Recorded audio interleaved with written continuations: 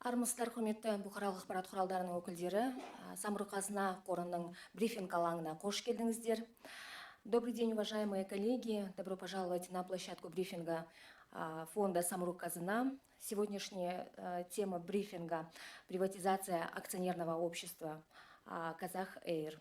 Бүгінгі брифингтің тақырыбы Қазақ Эйр акционерлік қоғамын жекешелендіру. Спикерлермен таныс бола отырыңыздар. Салтанат Ерболқызы Саджан, Самұрық-қазына қорының дамыту және жекешелендіру жөніндегі басқарушы директоры. Еркін Әнесұлы Наурызбаев, Қазақ Эйр акционерлік қоғамының басқарма төрағасы. Әділбек Жұмабайұлы Өмірәлиев, Қазақ Эйр әуе компаниясының қаржы директоры, және мен, модератор Ақбота Орынбаева. Наши сегодняшние спикеры: Салтанат Ерболовна Саджан, управляющий директор по развитию и приватизации АО «Самұрық-қазына». Еркін Анесович Наурызбаев, председатель правления АО «Казах Эйр».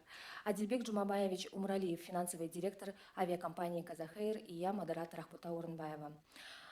Брифинг регламенті туралы қысқаша айтып өтейін. Бірінші бөлімде спикерлер Қазақ Эйр әуе компаниясын жекешелендіру мақсаттары мен шарттары туралы, сонымен қатар компания акцияларын бәсекелестік ортаға сату бойынша конкурс өткізу тәртібі жайында ақпарат ұсынатын болады. Екінші бөлімде сіздер өз сұрақтарыңызды спикерлерге микрофон алдына келіп қоя аласыздар. Брифингке онлайн форматта қатысып отырған әріптестеріміз кезек бойынша белгі беру арқылы сұрақ қоя алады. Разрешите вкратце ознакомить вас с регламентом брифинга. В первой части спикеры наши расскажут о целях и условиях приватизации авиакомпании «Казах Эйр», а также о порядке проведения конкурса по реализации акций авиакомпании в конкурентную среду. Во второй части вы можете задавать интересующие вопросы спикерам. Для этого можно будет подойти к микрофону и задавать свои вопросы. Коллеги, которые присутствуют в онлайн-трансляции, просим задавать вопросы, подняв руку в чате трансляции. Алғашқы сөз кезегі Самұрық-қазына қорының дамыту және жекешелендіру жөніндегі басқарушы директоры Салтанат Ерболқызы Саджанға беріледі. Рахмет, Алтынай. Құрметті бұқаралық ақпарат өкілдері, құрметті брифингке қатысушылар, өздеріңіз білетіндей, ағымдағы жылдың 18 тамызында біз Қазақ Эйр әуе компаниясының 49%-дан 100%-ға дейінгі акцияларын бәсекелестік ортаға салу жөнінде екі кезеңді ашық конкурс туралы хабарламаны жарияладық. Сондықтан да бүгін сіздерді осы брифингке шақырып отырмыз, яғни ашықтығымызды көрсету үшін, және де екі кезеңді ашық конкурс талаптары қандай екендігін түсіндіру үшін, және де бар болған сұрақтарыңызға жауап беру үшін сіздерді бүгін шақырып отырмыз. Келгендеріңізге және де онлайн қатысушыларға алғысымызды білдіреміз. Егер рұқсат етсеңіз, мен қазір орыс тіліне көшемін, алайда қай тілде сұрақтарыңыз болса, сол тілде қоя беруге болады, сізге сол тілде жауап беруге тырысамыз. Я бы хотела отметить, что Самұрық-қазына пытается максимально прозрачно обеспечить процесс приватизации активов группы фонда, поэтому мы собрали сегодняшний брифинг, чтобы ответить на интересующие вас вопросы о приватизации нашей компании «Казах Эйр». Если переходить к слайдам, да, «Казах Эйр» приватизируется в соответствии с планом приватизации на 2021 и 2025 годы, который был утвержден правительством Республики Казахстан. Если говорить об основных целях приватизации, зачем мы приватизируем эту компанию, это для привлечения инвестиций и ресурсов в эту компанию, да, для того, чтобы Казах Эйр смог стать, трансформировался в ведущего регионального авиаперевозчика. Как вы знаете, сейчас Казах Эйр уже достаточно успешно оперирует на региональном рынке, на короткие, на длинные расстояния. И достаточно, в 2021 году компания вышла уже на самоокупаемость, в 2022 году показывает положительную операционную прибыль. Но для расширения географии полетов требуется профессиональный инвестор, который сможет, с капиталом, который сможет дальше расширить флот, дать какой-то импульс для дальнейшего развития авиакомпании. И на самом деле такая стратегия, она достаточно широко распространена в мире, и это одна из стратегий развития авиакомпании в мировой отрасли. Поэтому одна из целей приватизации, наверное, основная, это привлечение инвестиций для дальнейшего развития авиакомпаний, что в свою очередь хорошо для конкуренции, что в свою очередь будет способствовать конкуренции, а это хорошо для населения, для нас с вами. Да? Ну и еще одна цель — это снижение доли квазигосударственного сектора в конкурентном рынке.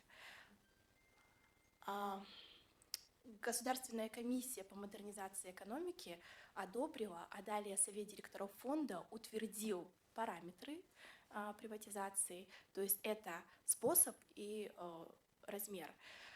По способу это открытый двухэтапный конкурс, и размер это от 49 до 100% акций авиакомпаний. Я бы хотела немножко остановиться. Почему это открытый, прозрачный двухэтапный конкурс? Что это такое? Вообще, зачем? Почему именно такой способ был определен? Открытый двухэтапный конкурс — это наиболее прозрачный способ приватизации. И чем он хорош? Что он разрешает поставить квалификационные требования, которые мы хотим выстроить перед нашими потенциальными инвесторами. Что такое квалификационные требования? Какие квалификационные требования мы поставили перед инвесторами? Это все есть в конкурсной документации. Я отдельно остановлюсь еще на основных, но я хотела бы просто объяснить сейчас простыми словами, что такое квалификационные требования и зачем вообще их надо выставлять. Квалификационные требования, ну, например, да, одно из важных — это наличие опыта в гражданской авиации, да, то есть в авиации. Если этого опыта, например, у инвестора не будет, то есть большие риски, что компанией будет управлять неправильно, неквалифицированный инвестор. А, извините, на минуточку, авиакомпания — это прежде всего безопасность, это жизни людей, поэтому это очень важное квалификационное требование. Другой пример — это финансовая устойчивость инвестора, потому что, во-первых, если для развития компании нужны деньги, то есть инвестор должен иметь этот капитал, и, во-вторых, конечно же, закрыть сделку он тоже должен расплатиться с нами. Да? Поэтому весь перечень квалификационных требований есть в конкурсной документации, и еще я отдельно остановлюсь об основных. Почему двухэтапный, да, конкурс? Потому что два этапа. Первый этап состоит...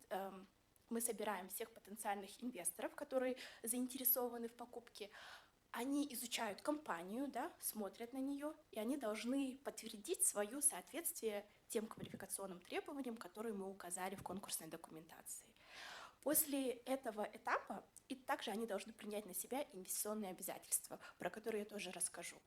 После первого этапа, как бы сбор заявок по первому этапу закончится в конце сентября, наступает второй этап, и на второй этап конкурса уже проводится там, как бы, если основная цель первого этапа — определить круг инвесторов, которые соответствуют этим требованиям, которые готовы принять на себя инвестиционные обязательства, то уже на втором этапе уже будет борьба между этими инвесторами и определяться цена. Минимальная цена была установлена, но окончательная цена уже будет определена в борьбе на втором этапе. Это я вот хотела рассказать вообще про открытый двухэтапный конкурс и почему он хорош в целом в этой части. Да? Теперь о самих вот требованиях, которые мы установили инвесторам. Как я уже сказала, самое, наверное, важное требование — это положительный опыт гражданской авиации. Инвестор должен быть финансово устойчивым и платежеспособным. Он должен соответствовать антисанкционным требованиям фонда, это тоже очень важно. И еще должно быть одно соответствие требованию законодательства в отношении национальной принадлежности авиакомпании. Вот тут я бы хотела немного пояснить. В соответствии с законом фонда о воздушном, сейчас я точно скажу, как... Да, закон об использовании воздушного пространства. В общем, там есть мера, простыми словами, иностранный инвестор не может владеть более чем 49% акций авиакомпании. То есть, если вы иностранный инвестор, вы не можете приобрести более 49% акций авиакомпании. Поэтому сам конкурс, вы видели, да, размер от 49 до 100%. Вот. Также есть инвестиционные обязательства, то есть если это квалификационные требования, вот я озвучила, есть инвестиционные обязательства. Во-первых, при подаче конкурсной документации инвесторы должны предоставить свой стратегический план развития, видение развития компании, то есть как они планируют расширить свой флот, как они планируют расширить географию перелетов. И этот инвестиционную стратегию на среднесрочную перспективу они должны тоже предоставить в рамках конкурса. Сохранение не менее 2/3 штатной численности компании в течение 5 лет – это тоже одно из обязательств. И обеспечение постоянной сертификации по производственной безопасности – это тоже одно из требований, которые мы прописали в конкурсной документации. Полный перечень вы можете посмотреть на нашем сайте sk.kz, на нашем сайте, который мы специально создали в рамках приватизации ipo.sk.kz, а также на сайте самой компании flykazakh.com. И еще хотела остановиться, что стартовая цена – это 100% акций нашей компании, 10,2 миллиарда тенге. Как я уже говорила, сбор заявок завершается по первому этапу 28 сентября. После того, как первый этап завершится, мы будем подводить итоги первого этапа. Но отдельно хотела бы ответить, что есть еще финансовое обязательство у инвестора по погашению долга перед фондом. То есть у компании имеется долг перед фондом, который в свою очередь долг перед нацфондом в размере 38 миллиардов тенге. Эти деньги были направлены в компанию для приобретения вот 5 бортов, которые у компании на сегодняшний день есть. Соответственно, одно из требований, которое мы предъявляем инвестору, погашение этого долга в размере 38 миллиардов тенге. Осымен рұқсат етсеңіз, қазіргі компанияның дамуы туралы, компанияның көрсеткіштері туралы,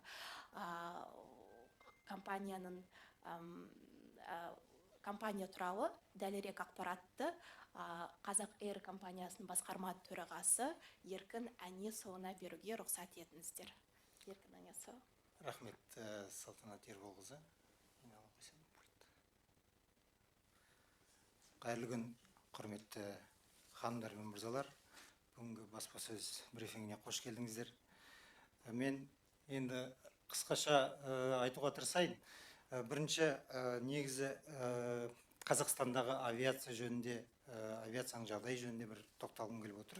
Өздеріңізге мәлім, 2021-2022 жылдары пандемиядан кейін авиацияға деген, әуе тасымалына деген сұраныс өте көп болатын. Сондықтан көптеген шағымдарда болып жатты, билеттің бағалары қымбат дегендей, және де 2022 жылы бәрімізге мәлім сұраныс біздің әуе тасымалына сұраныс өте жоғары болатын. Вот я хочу показать вот в графике, который указан в 2022 году. В Казахстане было перевезено 11 миллионов пассажиров. По сравнению с 2021 годом это показывает на 17% увеличение. И ежедневное увеличение прогнозируется, что будет около 8%. И к 2032 году цифра по перевезенным пассажирам увеличится больше, чем в 2 раза, примерно 24 миллиона пассажиров. О чем это говорит? Это говорит о том, что рынок сейчас, спрос имеется, и предложение не может полностью обеспечить тот спрос, который есть на рынке, и необходимо увеличение, расширение авиационных возможностей нашей страны. На сегодняшний день в Казахстане полноценно работают 3 крупные авиакомпании, которые обеспечивают пассажирские перевозки, и Казак Эйр является одной из этих компаний. И мы считаем, что сейчас оптимальное время для того, чтобы компания могла дальше развиваться. Следующий слайд говорит в целом о нашей компании. Қазақ Эйр компаниясы 2015 жылы құрылған болатын. Естеріңізде шығар, 2015 жылдар Қазақстан авиациясы үшін өте қолайлы жағдай болды деп айтуға болмайды. Өйткені 2009 жылы Европа одағының қара тізіміне кірген болатын көптеген авиакомпаниялар. Содан тек 2016 жылы ғана шыға білдік. сол уақыттарда бізге біздің халқымызға қолайлы, қолжетімді және қауіпсіз әуе компаниясы құру керек болатын. Сол себептен 2015 жылы шешім қабылданып, біздің мемлекетімізде Қазақ әуе компаниясы құрылды. Содан бері қарай 8 жылдың ішінде авиакомпания тоқтамастан өсіп келуде, өніп келуде. 2018 жылы біз халықаралық стандарттарға, IOSA стандартына сәйкес екенімізді, сол стандарттарды орындай алатынымызды дәлелдеп, IOSA сертификатына иемдендік. 2019 жылы IATA-ның халықаралық әуе тасымалының ассоциациясына мүше болдық. Дәл бүгінгі таңда авиакомпания Астана қаласында орналасқан, базасы және хаб ретінде. Өйткені 2015 жылы Алматыда құрылған болатынбыз. Бірақ та 2019 жылы басқарма тарапынан шешім қабылданып Астанаға көштік. Өйткені Астана, бәріңізге мәлім, өзіміздің бас қаламыз және басқа өңірлермен байланыстыру үшін өте қолайлы жерде орналасқан. 2020 жылдан бері, 2020 жылы әрине пандемияға сәйкес келіп қалды. Содан кейін 2021 жылы жаңа Салтанат Ерболқызы айтып өткендей, біздің өзіміз қанағаттандыратындай жағдайға жеттік. Дәл қазір 5 жекеменшік өзімізге тиесілі De Havilland Canada Dash 8 ұшағымыз бар. Бұлардың барлығы да Қазақстанда тіркелген.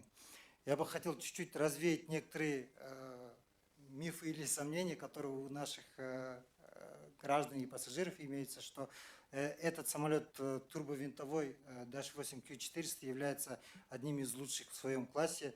И по сравнению с другими самолетами, с другими турбовинтовыми самолетами является очень мощным. Двигатели очень хорошие, высокой мощностью имеют. И дальность полета и скорость полета, они практически на коротких маршрутах, на тех маршрутах, которые сейчас мы выполняем, они не сильно уступают реактивным самолетам. И 3 самолета, которые у нас имеются, они 2015 года и 2 самолета 2019 года. То есть авиакомпания все время стремилась и приобретала только новые самолеты. Все самолеты у нас практически новые. Айтып өткендей, жаңа Қазақстанда тіркелген, дәл қазір 325 штат бойынша жұмысшыларымыз бізде жұмыс жасайды. Дәл қазір біз 2021 жылдан бастап өзіміздің ұшақтарымызда техникалық желілік қызмет көрсету станциясы орнатылды. Және 2022 жылдан бастап өзіміздің жеке авиациялық оқу орталығын аштық. Бұлар әрине үлкен жетістіктер болып саналады. Өйткені біздің Қазақ әуе компаниясының негізгі капиталы біздің адамдарымыз, біздің жұмысшыларымыз. Авиацияда бір ұшқышты немесе инженерді дайындау өте ұзақ уақытқа созылады. Сондықтан бұл жетістіктерге жету үшін көптеген еңбек, уақыт және қаржылай ресурстар бөлінген болатын. Мы также можем сказать, что в 2022 и 2023 годах авиакомпания Казахэйр была признана одним из лучших 3 авиакомпаний среди региональных авиакомпаний в Средней Азии и СНГ.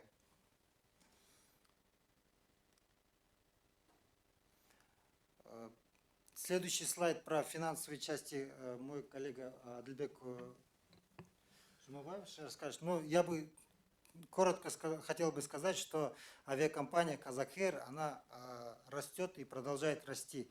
И у авиакомпании очень светлое будущее. Мы все верим и надеемся, что приватизация произойдет успешно и что хотя бы наши местные бизнесмены или международные бизнесмены, которые смогут внести вклад для дальнейшего развития нашей авиакомпании. Спасибо большое. Спасибо, Юрий Нанисович. Уважаемые коллеги, во-первых, благодарим, что сегодня уделили внимание такому вопросу, как приватизация авиакомпании Казахэйр. Нужно отметить, что в истории Казахстана не было процесса приватизации ни одной авиакомпании. И нам выпала большая удача быть частью этого. Собственно, с первого дня, практически с первого года создания авиакомпании, она была заявлена в постановлении правительства передачи объектов в конкурентную среду. И мы, собственно, весь этот период готовились к этому. И мы специально подготовили для вас такой слайд, он немножко солнечный, сейчас сложный, и я попытаюсь вам объяснить и готовность самого бизнеса, почему мы говорим сейчас, что вот по итогам 2022 года именно нужно КЗХР приватизировать, и это нужно не только там авиакомпании, фонду, но и всей стране. Мы все знаем, что была у нас инвестиционная фаза, сопряженная с освоением вот такого самолета. Это самолет канадского производства, и считается, такого самолета в Средней Азии нет. Мы единственные из стран Средней Азии эксплуатируем этот современный самолет, 80-кресельный. Он создан для развития низкоинтенсивных маршрутов и межрегиональных маршрутов. И освоение такой новой современной техники, когда в Казахстане нет ни одного пилота, не было в то время инженера, были сопряжены с достаточно большими валютными оттоками. И вот мы по 2018 году видим, что компания 307 тысяч пассажиров перевезла, при этом заработала 5,7 миллиардов тенге, но убытки составили 8 миллиардов тенге. В 2019 году вот при поддержке фонда мы провели достаточно серьезную работу по реструктуризации валютных активов. Также купили 2 новых воздушных судна напрямую от завода-изготовителя Канады. И в 2019 году, с середины года, авиакомпания уже начала летать не на 3 самолетах, как ранее, а на 5 самолетах. Также с 2019 года был, вот как Геркан Анисович отметил, запущен процесс по передислокации авиакомпании в Астану. Причина была очень простая, это турбовинтовой самолет. Ему проще с Астаны, как с центра Казахстана, легче обслуживать и быстрее обслуживать региональные маршруты, те же самые там Усть-Каменогорск, Петропавловск, Жезказган, Талдыкурган и так далее, то есть с центра ближе. Переезд закончили в 2020 году. Буквально 20 марта последнее подразделение переехало, и мы все знаем, что ковид наступил, компания на 2 месяца встала, и дальнейшие жесткие ограничения, там буквально 3 месяца мы маршрут за маршрутом открывали, и, собственно, наша хабовая маршрутная сеть, которую мы строили, она реально сработала в 2021 году, и здесь видно, что на тех же 5 самолетах уже без простоя вынужденного, хотя были ограничения на международные полеты, мы перевезли 570 тысяч пассажиров, заработали 12 миллиардов тенге, что на 60% было больше 2020 года, конечно, база низкая, но это год первый, когда компания получила положительный поток от денежно-операционной деятельности и не получила финансирование от Самрук-Казна. И, собственно, 2022 год самый успешный в нашей истории. Это основными факторами, конечно, являются это открытие постковидных международных маршрутов. Мы достаточно 6 маршрутов начали выполнять в приграничные страны. Это там в Азербайджан, в Россию, ранее в Кыргызстан. И, собственно, вот такая вот диверсификация позволила нам заработать, опять же, на 60% больше доходов, чем в 2021 году, и при этом положительный денежный поток от операционной деятельности составил 3,9 миллиардов тенге. И не чистая, операционная прибыль в размере 1,5 миллиардов тенге. Мы, как группа компаний Самрук-Казна и авиакомпания в форме акционерного общества, придерживаемся максимальной прозрачности. Вся наша финансовая отчетность у нас на сайте опубликована, и годовые отчеты.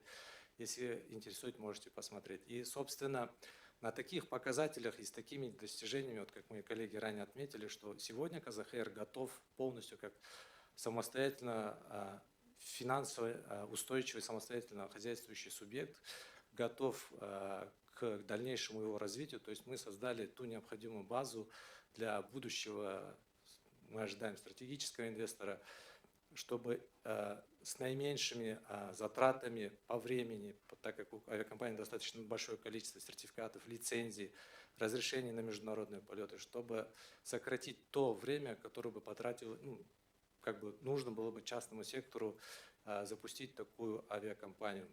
В принципе, у меня все есть. Спасибо. Уважаемые коллеги, если у вас нет вопросов, позвольте завершить нашу сегодняшнюю встречу, брифинг на тему о приватизации авиакомпании «Казахэйр». Благодарим вас за уделенное время и проявленный интерес. Если будут вопросы, можете подходить к нам, либо направлять свои запросы при службе авиакомпании. Всего хорошего, до свидания. рахмет әріптестер, сау болыңыз. Спасибо большое. Рахмет, сау болыңыздар.